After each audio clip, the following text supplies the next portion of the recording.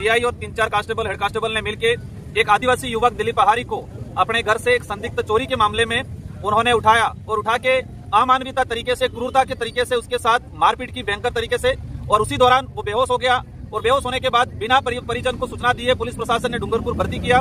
शाम तक परिवार को सूचना मिली कि वो डूंगरपुर जिला चिकित्सालय के अंदर भर्ती है। परिजन यहाँ पर पहुंचा और परिजन पहुंचने के बाद परिजन की बिना अनुमति से जबरदस्ती उसको उदयपुर रेफर किया गया। परिजनों का कहना है कि डूंगरपुर जब था उसी समय उसकी बिल्कुल हालत नाजुक थी, मतलब वो कहे कि वो जिंदगी और मौत के बीच में जी रहा था। और आज भी जानकारी है कि उसकी ब्रेन डेड हो चुकी है, लेकिन प्रशासन का और मेडिकल डिपार्टमेंट का कहना है कि अभी भी उसकी सांसें चल रही है।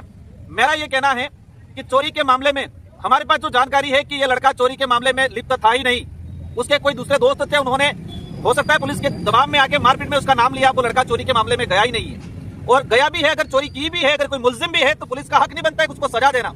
उसकी जान चली जाए उस लेवल तक उसको मारना पुलिस का नहीं बनता है हक। लेकिन दोड़ा थाना सर्कल के अंदर और साथ ही पूरे आदिवासी इलाके के अंदर जो वर्तमान में पुलिस तंत्र जो चल रहा है, पिछले कुछ समय से दोड़ा थाना सर्कल के जो सीआई है उसने कई लोगों के साथ अमानवीयता, क्रूरता और भ्रष्टाचार चरम सीमा पे था। मैं कहना चाहूंगा उन नेताओं को भी इस वक्त पे हम राजनीतिक नहीं करना चाहेंगे, लेकिन जो नेता ऐसे थानेदार, ऐसे पुलिस अधिकारी को श्रेय देते थे, लगाने में उनका योगदान था, वहां पर टिकाए रहने में उनका योगदान था, क्योंकि इस थानेदार के खिलाफ कई शिकायतें हो चुकी है, सरपंच साथियों ने किए, विधायक जी ने किए, सामाजिक संगठनों ने किए, लेकिन इसके बावजूद भी इसको नहीं हटाया था। अगर इस लड़के के साथ अगर भविष्य में इस लड़के की डेथ हो जाती है, दिलीप की, तो उसके जिम्मेदार वो लोग भी रहेंगे जो थानेदार को श्रेय दे रहे थे। हम राजनीतिक नहीं करना चाहेंगे, लेकिन एक आज 26 तारीख की बात है, आज ये 30 तारीख हो गए। पुलिस प्रशासन के आला अधिकारियों को हमने कहा है कि जो जिम्मेदार पुलिस अधिकारी कर्मचारी है उनको तत्काल बर्खास्त किया जाए और परिजन और समाज को अवगत कराया जाए कि उस बच्चे की वर्तमान स्थिति क्या है। वास्तविक अगर वो छुपा भी लेंगे, 1 दिन 2 दिन 4 दिन, कितना दिन छुपा पाएंगे? जिस तरह से क्रूरता, अमानवीय घटना हुई है, इन बातों को लेके जितने हमारे सामाजिक संगठन हैं, सारे पार्टियों के पदाधिकारी, सारे सरपंच संघ के पदाधिकारी, गांव के समिति और परिजनों के संयुक्त तत्वावधान में यह धरना दिया जा रहा है और सरकार अभी तक मौन है। ऐसे भ्रष्ट अधिकारियों पे तत्काल एक्शन लेने की जरूरत थी, लेकिन आज 3-4 दिन हो गए हैं, किसी भी प्रकार का एक्शन नहीं हुआ है। पहले कई उदाहरण ऐसे हैं, पुलिसकर्मियों को फटाफट लाइन आ जाए, तत्काल बर्खास्त या निलंबित किया जाता है। इतना बड़ा मामला हो गया है, अभी तक पुलिस अधिकारी, उन पुलिस भ्रष्ट तंत्र के लोगों को उन्होंने श्रेय दे रखी है। क्या कारण है ऐसा? क्या मजबूरियां है प्रशासन के अधिकारी, आला अधिकारियों की? हम जानना चाहेंगे। ये शांतिपूर्वक तरीके से धरना दिया जा रहा है कल से। इससे पहले भी हमारे सरपंच संघ के साथी और विधायक जी ने दोड़ा थाने पे धरना दिया था। हम चाहेंगे कि ये जिस तरह से तानाशाही और भ्रष्ट रवैया अपनाया जा रहा है उसको खत्म किया जाए। आज हमारी मोटा सारे सामाजिक संगठन और जनप्रतिनिधि और परिवारजनों की तरफ से मांगे हैं।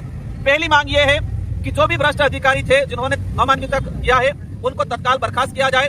अगर इस लड़के की भविष्य में डेथ हो जाती है तो उसको तत्काल इसका आत्महत्या, मतलब उसके कहे कि हत्या का मुकदमा दर्ज हो, एट्रोसिटी मुकदमा दर्ज हो। और परिजनों की डिमांड है कि इसका मेडिकल डूंगरपुर से किया जाए और वो भी वीडियोग्राफी से उसकी न्यायिक जांच हो। परिजनों की डिमांड है कि इस व्यक्ति के साथ ऐसा हुआ है तो पीड़ित परिजनों को न्याय के रूप में राज्य सरकार 1 करोड़ रुपए का मुआवजा दे और पीड़ित परिवार से एक सरकारी नौकरी दे। हम चाहते हैं कि पूरे आदिवासी इलाके के अंदर भविष्य में शांति बनी रहे। उस बात को ध्यान में रखते हुए जो भी पुलिस अधीक्षक आता है या जो भी संबंधित थाने में नया थाना अधिकारी जाता है तो सबसे पहले उस क्षेत्र या उस जिले के जनप्रतिनिधियों को, पार्टी पदाधिकारियों को और सामाजिक संगठनों के साथ संयुक्त बैठक करने का प्रावधान लागू किया जाए।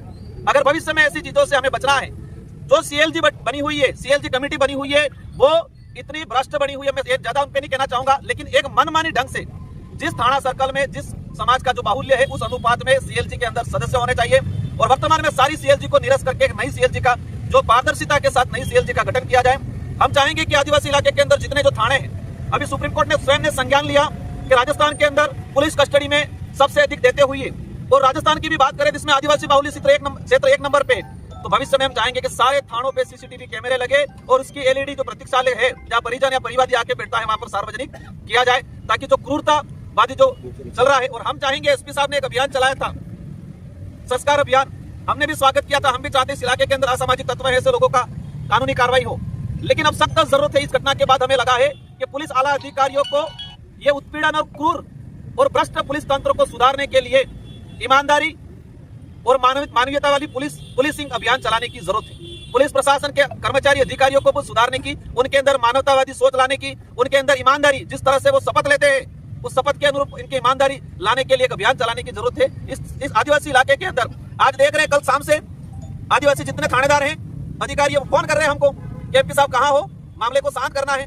हम कहना चाहेंगे उन नेता को कि डूंगरपुर जिले से और जो थानेदार या जो अधिकारी आज हमको फोन कर रहे हैं उसकी पोस्टिंग है उदयपुर है, चित्तौड़ है, प्रतापगढ़ है, बाहर जिलों में है, जो लाइन में लगे हुए थे। यहाँ पर एक माहौल बना दिया गया था कि आदिवासी अधिकारियों को नहीं लगाना है। उनसे भी हम सवाल करना चाह रहे हैं, तुम अब आके हम पे क्यों फोन कर रहे हो? और उन नेता से, उन आला अधिकारियों से अब आदिवासी अधिकारियों की क्या जरूरत पड़ी है यहाँ पर? उनको बुला के हम पे आगे आदिवासियों को आदिवासी से लड़ाने की पॉलिसी की जा रही है। तो अगर भविष्य में सुधार चाहिए, पुलिस लाइन के अंदर आदिवासी कर्मचारी अधिकारियों को भ्रमार है, किसी भी समाज के विरोध में नहीं है, लेकिन आदिवासी समाज के साथ अत्याचार होता है, उसके हक को मारा जाता है, तो तब हम लोग सब मिलके आवाज उठाएंगे। हमारी डिमांड है कि जिस थाने के अंदर जिस समाज का बाहुल्य है, उस बाहुल्य के अनुपात में संबंधित थाने के अंदर थाना अधिकारी और थाने के अन्य कर्मचारी भविष्य में लगने चाहिए। इस तरह से लगभग 14-15 मांगों पे सभी की राय चल रही है और अभी हमारा एक डेलीगेशन जिला अधिकारियों से हमारी चर्चा करेंगे। अगर इन मांगों पे सहमति बनती है तो हमारे जितने जो साथी बैठे हैं उस अनुरूप जो सहमति बनेगी भविष्य में हमें मतलब आज या कल या अगर सहमति बनती है तो हमें आगे क्या निर्णय करना है वो सब मिलकर डिसीजन लेंगे। और इस पीड़ित परिवारों की हमारी मुख्य मांग है, पहली मांग है तत्काल जो जिम्मेदार पुलिस अधिकारी पुलिस कर्मचारी उसको बर्खास्त किया जाए, पीड़ित परिवारों को 1-1 करोड़ रुपया दिया जाए, उसको राजकीय नौकरी दी जाए और बाकी जो मांगे दी है उसको तत्काल संबंधित जिला प्रशासन राज्य सरकार मिलकर समाधान करे। अगर समाधान नहीं करती है तो ये सामाजिक स्तर का धरना है, न कि किसी पार्टी का धरना है और ये निरंतर जारी रहेगा। और डूंगरपुर जिले के अंदर जिस तरह से पुलिस के प्रति आम जनता में आक्रोश है, वो ये जनप्रतिनिधि हम सब मिलकर संभाल रहे परसों से, बाकी लोगों में इतना आक्रोश है, इतनी नफरत है और नफरत और आक्रोश इस वजह से है कि पुलिस ने ऐसा काम किया है, हर एक आम आदमी को परेशान करने का काम किया है, लूटने का काम किया है, मारने का काम किया है और उसी का रिएक्शन हो रहा है ये देख रहे हैं। लेकिन ये सारे जिम्मेदार जनप्रतिनिधि आज इस मामले को संभाले हुए हैं। हम भी चाहते हैं शांतिपूर्वक तरीके से और आपके चैनल के माध्यम से भी हम अपील करना चाहेंगे आम जनता को भी कि हमें शांतिपूर्वक तरीके से हमारे न्याय की लड़ाई लड़नी है। कोई भी उपद्रव करता है किसी जगह तो वहाँ हम इनको मदद नहीं करेंगे और हम अपील भी करेंगे हमें शांतिपूर्वक तरीके से इस न्याय की लड़ाई को लड़ना है। अगर आज नहीं होता है, कल नहीं होता है तो भविष्य में 1 लाख लोग इकट्ठे करने पड़ेंगे। पूरे जिले के 17 लाख पॉपुलेशन है, 17 लाख में से 7 लाख करना पड़ेंगे, करेंगे, लेकिन पीड़ित परिवार को न्याय दिलाएंगे।